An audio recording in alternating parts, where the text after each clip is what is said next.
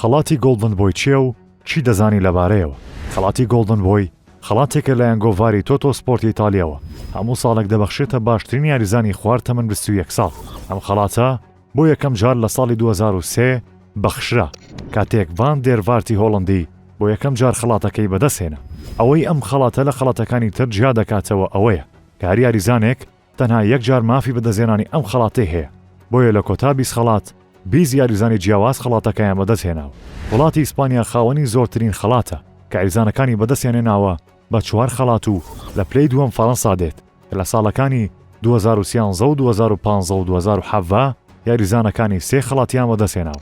یاریزانەکانی بارشلۆنە و مانچستەر یونایتد با 3 خەڵات تاکەیانن یاریزانەکانیان زۆرترین جار بوونەتە باشترین لاوی جیهان و لە پلەی دووەم ئەتلەتیکۆ مەدرید و ئەیاکس و مۆناکۆ بە 2 یاریزان.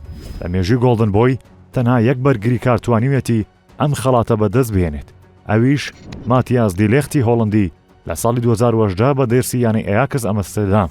ڕۆژنامەکە بۆ ئەم ساڵ ناوی 25 یاریزان ئاشکرا کرد کە ڕکابەری لەسەر خەڵاتەکە دەکەن و لە لیستی کۆتا پاڵێوراوانی کۆتا خەڵاتی گۆڵدن بۆی لە ڕیال مەدرید و بەرشلۆنە تەنها 4 یاریزانی تێدایە.